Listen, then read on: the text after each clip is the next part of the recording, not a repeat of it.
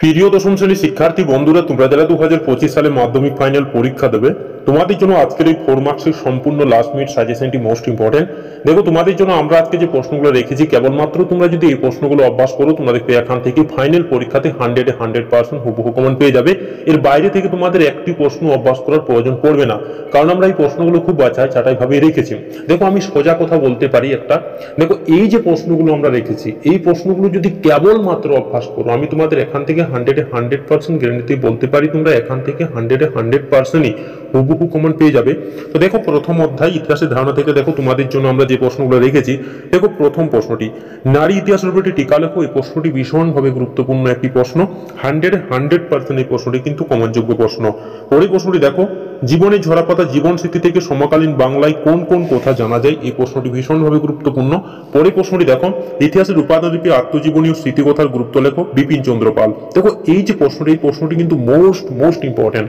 পরের প্রশ্নটি দেখো, নতুন সামাজিক ইতিহাস চর্চার বৈশিষ্ট্য লেখো। Most important. খেলার ইতিহাস চর্চার উদ্দেশ্য বা গুরুত্ব লেখো। Most important. ইতিহাসের উপাদান হিসেবে সরকারি নথিপত্রের সীমাবদ্ধতা কি। টিকা লেখো। 70 বছর বঙ্গদর্শন পত্রিকার সম্প্রকাশ। Most important. আধুনিক ভারতে ইতিহাসের উপাদান হিসাবে সাময়িকপত্র ও সংবাদপত্র সম্পর্কে আলোচনা করো। ইতিহাসে তথ্য সংগ্রহে ইন্টারনেট ব্যবহারের সুবিধা অসুবিধাগুলি লেখো। দেখো এই যে প্রশ্নগুলো তোমাদের জন্য আমরা রেখেছি প্রথম অধ্যায় থেকে, তোমরা এই প্রশ্নগুলো দেখে নিয়ে যাবে, তোমরা দেখবে এখান থেকেই 100% হুবহু কমন পেয়ে যাবে। এর বাইরে থেকে তোমাদের অন্য কোনো প্রশ্ন দেখার প্রয়োজনও পড়বে না, তোমরা এখান থেকেই ফাইনাল পরীক্ষাতে 100% হুবহু কমন পেয়ে যাবে। তারপরে দেখো, দ্বিতীয় অধ্যায় সংস্কার বৈশিষ্ট্য ও পর্যালোচনা থেকে দেখো প্রথম প্রশ্নটি, নারী শিক্ষা প্রসারে ঈশ্বরচন্দ্র বিদ্যাসাগরের ভূমিকা আলোচনা করো। এবং দেখো যে প্রশ্নগুলো আমরা হলুদ কালিতে হাইলাইট করে রেখেছি, এই প্রশ্নগুলো মোস্ট ইম্পর্টেন্ট। তোমরা যদি কেউ এই প্রশ্নগুলো অভ্যাস করো, তোমরা দেখবে এখান থেকে 100% হুবহু কমন পেয়ে যাবে। তবে আমি রিস্ক নিতে চাইছি না। দেখো এই প্রশ্নগুলো তোমরা সমস্ত প্রশ্নই খুব সুন্দরভাবে অভ্যাস করে যাবে, আমি এতটা বলতে পারি। তোমরা এখান থেকে 100% হুবহু কমন পেয়ে যাবে। দেখো টিকা লেখো। চার্লস উডের নির্দেশনামা 1854 খ্রিস্টাব্দে এবং প্রাচ্যবাদী ও পাশ্চাত্যবাদী বিতর্ক কি। দেখো এই প্রশ্নটি মোস্ট ইম্পর্টেন্ট। পরের প্রশ্নটি দেখো, টিকা লেখো শ্রীরামকৃষ্ণের সর্বধর্ম সমন্বয়। পরের প্রশ্নটি দেখো, হুতুম পেচার নকশা গ্রন্থে 1900 থেকে বাংলায় কিরূপ সমাজচিত্র পাওয়া যায়। Most important. পরের প্রশ্নটি দেখো, হিন্দু প্যাট্রিয়ট পত্রিকা গ্রাম বার্তা পত্রিকার সমকালীন বাংলায় কোন চিত্র ফুটে উঠেছে। টিকা লেখো। নব্যবঙ্গ লালন ফকির 19 শতকে নারী শিক্ষা বিস্তারে ডিঙ্কং ওয়াটার বেতন কি ভূমিকা গ্রহণ করেছিল। Most important. প্রাচ্য শিক্ষা বিস্তারে রাজা রামমোহন রায়ের ভূমিকা আলোচনা করো। বাংলায় পাশ্চাত্য শিক্ষা বিস্তারে ডেভিড হেয়ারের ভূমিকা মূল্যায়ন করো। Most important. এদেশে চিকিৎসাবিদ্যার ক্ষেত্রে কলকাতা মেডিকেল কলেজের অবদান কি ছিল। দেখো এই যে প্রশ্নগুলো দ্বিতীয় অধ্যায় থেকে রেখেছি, কেবলমাত্র তোমরা যদি এই প্রশ্নগুলো অভ্যাস করে যাও, আমি তোমাদের গ্যারান্টি দিয়ে বলতে পারি তোমরা এখান থেকে ফাইনাল পরীক্ষাতে 100% হুবহু কমন পেয়ে যাবে। এর বাইরে তোমাদের আর অন্য কোনো প্রশ্ন দেখার প্রয়োজন পড়বে না। তারপরে দেখো তৃতীয় অধ্যায় প্রতিরোধ বিদ্রোহ থেকে দেখো প্রথম প্রশ্নটি, নীল বিদ্রোহে বাংলায় শিক্ষিত মধ্যবিত্তদের সমাজের ভূমিকা কি ছিল। Most important. পরের প্রশ্নটি দেখো, সাঁওতাল বিদ্রোহের প্রকৃত চরিত্র বিশ্লেষণ করো। Most important. 1857 সালে মহাবিদ্রোহের প্রতি শিক্ষিত বাঙালি সমাজের কিরূপ মনোভাব ছিল। এই প্রশ্নটিও ভীষণভাবে গুরুত্বপূর্ণ। পরের প্রশ্নটি দেখো, সন্ন্যাস ও ফকির বিদ্রোহের কারণ ব্যর্থতা সম্পর্কে আলোচনা করো। ঔপনিবেশিক গণনায়ন ভারতীয় আদিবাসী জনগণী বিদ্রোহের প্রেক্ষাপট তৈরি করেছিল, মন্তব্যটি ব্যাখ্যা করো। টিকা লেখো। চুয়ার বিদ্রোহ, মুন্ডা বিদ্রোহ ব্রিটিশ শাসনকালে ভারতে সংগঠিত বিভিন্ন কৃষক ও আদিবাসী বিদ্রোহের প্রধান কারণগুলি আলোচনা করো। টিকা লেখো। তিতুমিরে বারাসাত বিদ্রোহ, ফরাজি আন্দোলন। দেখো এই যে প্রশ্নগুলো তৃতীয় অধ্যায় থেকে রেখেছি, কেবলমাত্র তোমরা এই প্রশ্নগুলোই দেখবে, আমি তোমাদের এতটা গ্যারান্টি দিয়ে বলতে পারি তোমরা এখান থেকে 100% হুবহু। তারপরে দেখো চতুর্থ অধ্যায় সংঘবদ্ধতার গোড়ার কথা থেকে দেখো তোমাদের জন্য আমরা যে প্রশ্নগুলো রেখেছি, কেবলমাত্র তোমরা যদি এই প্রশ্নগুলো অভ্যাস করো, তোমরা দেখবে এখান থেকে ফাইনাল পরীক্ষাতে 100% হুবহু কমন পেয়ে যাবে। দেখো প্রথম প্রশ্নটি, বঙ্গভাষা প্রকাশিকা সভাকে প্রথম রাজনৈতিক প্রতিষ্ঠান বলা হয় কেন। Most important. পরের প্রশ্নটি দেখো, আনন্দমঠ উপন্যাসটি ও গোরা উপন্যাস এর কিভাবে জাতীয়তাবাদী চেতনা বিস্তারে সহায়তা করেছিল। হিন্দুমেলা প্রতিষ্ঠার উদ্দেশ্য কি ছিল। টিকা লেখো। জমিদার সভা, ভারত সভা, মহারানী ভিক্টোরিয়া ঘোষণাপত্র। ভারত সভা প্রতিষ্ঠায় সুরেন্দ্রনাথ বন্দ্যোপাধ্যায়ের ভূমিকা লেখো। টিকা লেখো। গগেন্দ্রনাথ ঠাকুরের ব্যঙ্গচিত্র। দেখো এই প্রশ্নগুলো কিন্তু প্রত্যেকটি প্রশ্নই ভীষণভাবে গুরুত্বপূর্ণ। তোমরা যদি এই প্রশ্নগুলো দেখে নিয়ে যাও, আমি তোমাদের এতটা গ্যারান্টি বলতে পারি তোমরা এখান থেকে ফাইনাল পরীক্ষাতে 100% 100% হুবহু কমন পেয়ে যাবে। পরের প্রশ্নটি দেখো, বর্তমান ভারত গ্রন্থে স্বামী বিবেকানন্দের জাতীয়তাবাদী মনোভাব নবজাগরণ গঠনের স্বপ্ন কিভাবে ফুটে উঠেছে তা ব্যক্ত করো। Most important. মহাবিদ্রোহ 1857 প্রতি শিক্ষিত বাঙালি সমাজের মনোভাব কিরূপ ছিল।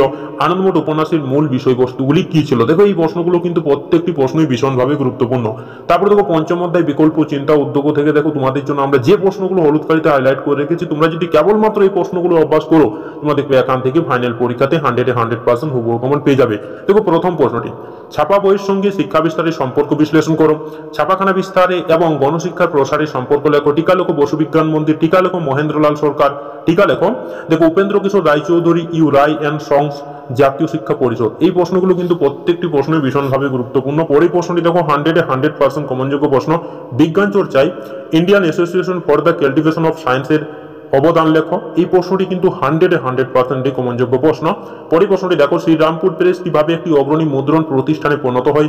কারিগরি শিক্ষার বিকাশে বাংলায় বেঙ্গল টেকনিক্যাল ইনস্টিটিউটের কি ভূমিকা ছিল। Most important. বাংলা ছাপাখানা বিকাশে গঙ্গকিশোর রায়চৌধুরীর ভূমিকা আলোচনা করো। এই প্রশ্নটিও মোস্ট ইম্পর্টেন্ট, কিন্তু খুব গুরুত্বপূর্ণ প্রশ্ন। পরে প্রশ্নটি দেখো, বিশ্বভারতী প্রতিষ্ঠার ক্ষেত্রে রবীন্দ্রনাথ ঠাকুরের শিক্ষা চিন্তার পরিচয় দাও। এই প্রশ্নটিও 100% কমনযোগ্য প্রশ্ন। তারপরে দেখো ষষ্ঠ অধ্যায় বিশ্ব থেকে ভারতীয় কৃষক শ্রমিক ও বামপন্থী। দেখো এই যে প্রশ্নগুলো তোমাদের জন্য আমরা রেখেছি, কেবলমাত্র তোমরা যদি এই প্রশ্নগুলো অভ্যাস করো, তোমরা দেখবে এখান থেকে ফাইনাল পরীক্ষাতে 100% হুবহু কমন পেয়ে যাবে। দেখো প্রথম প্রশ্নটি, টিকা লেখো সর্বভারতীয় কিষাণ সভা ওয়ার্কার্স এন্ড পেজেন্ট পার্টি বিরাট ষড়যন্ত্র মামলা। পরের প্রশ্নটি দেখো, ভারতীয় বামপন্থী আন্দোলনে মানবেন্দ্র রায়ের অবদান কি ছিল। শ্রমিক আন্দোলন সম্পর্কে গান্ধীজির দৃষ্টিভঙ্গি কি ছিল। শ্রমিক আন্দোলন সম্পর্কে কংগ্রেসের দৃষ্টিভঙ্গি কি ছিল। বঙ্গভঙ্গ বিরোধী আন্দোলনের শ্রমিক ও ভূমিকা আলোচনা করো। ভারত ছাড়ো আন্দোলনের শ্রমিক শ্রেণীর অবদান কি ছিল। 19 শতকে বাংলা তথা ভারতে প্রতিষ্ঠিত সভা সমিতিগুলির বৈশিষ্ট্য লেখো। বারদৌলি সত্যাগ্রহ 1928 খ্রিস্টাব্দে। দেখো এই যে প্রশ্নগুলো, এই প্রশ্নগুলো কিন্তু প্রত্যেকটি প্রশ্নই ভীষণভাবে গুরুত্বপূর্ণ। তোমরা যদি কেবলমাত্র এই প্রশ্নগুলো অভ্যাস করো, তোমরা দেখো এখান থেকে ফাইনাল পরীক্ষাতে 100% হুবহু কমন পেয়ে যাবে। তারপর দেখো সপ্তম অধ্যায় বিশ্ব থেকে ভারতের নারী ছাত্র ও প্রান্তিক জনগোষ্ঠীর আন্দোলন থেকে। দেখে না প্রথম প্রশ্নটি 100% কমনযোগ্য প্রশ্ন। দলিত আন্দোলন বিষয়ে গান্ধীজি ও আম্বেদকরের বিতর্ক নিয়ে একটি টিকা লেখো। সশস্ত্র বিপ্লবী আন্দোলনে নারীদের যোগদানের চরিত্র বিশ্লেষণ করো। ভারত ছাড়ো আন্দোলন বঙ্গভঙ্গ বিরোধী আন্দোলনে শ্রমিক ও ছাত্র সমাজের অবদান কি ছিল। বঙ্গভঙ্গ বিরোধী আইন অমান্য ভারত ছাড়ো আন্দোলনে নারী সমাজ কিরূপ ভূমিকা পালন করেছিল। এই প্রশ্নটিও কিন্তু ভীষণভাবে গুরুত্বপূর্ণ। পরে দেখো টিকা লেখো প্রীতিলতা ওয়েদার, মাতঙ্গিনী হাজরা, দীপালি সংঘ, রশিদ আলী দিবস, লীনা নাগ, বিনাদা স্মরণীয় কেন। দেখো এই প্রশ্নগুলো কিন্তু মোস্ট ইম্পর্টেন্ট। তারপরে দেখো টিকা লেখো অনুশীলনী সমিতি। এই প্রশ্নগুলো তোমরা যদি কেবলমাত্র অভ্যাস করো, আমি তোমাদের গ্যারান্টি দিয়ে বলতে পারি তোমরা এখান থেকে ফাইনাল পরীক্ষাতে 100% হুবহু কমন পেয়ে যাবে। তারপরে দেখো অষ্টম অধ্যায় ঔপনিবেশিক ভারত থেকে দেখো প্রথম প্রশ্নটি, ভারত সরকার কিভাবে দেশীয় রাজ্যগুলিকে ভারতীয় ইউনিয়নের সংযুক্ত করার প্রশ্নটি সমাধান করেছিল। এই প্রসঙ্গে বল্লভভাই প্যাটেলের ভূমিকা কি ছিল। এই প্রশ্নটি 100% কমনযোগ্য প্রশ্ন। পরের প্রশ্নটি দেখো, হায়দ্রাবাদ জুনাগড় কাশ্মীর রাজ্যটি কিভাবে ভারতভুক্ত হয়। টিকা লেখো রাজ্য পুনর্গঠন কমিশন। দেশভাগ পরবর্তী পাঞ্জাব ও বাংলায় উদ্বাস্তু সমস্যার চরিত্রগত পার্থক্য বিশ্লেষণ করো। ভারত সরকার কিভাবে দেশীয় রাজ্যগুলিকে ভারতীয় ইউনিয়নে সংযুক্ত করার প্রশ্নটি সমাধান করেছিল। Most important.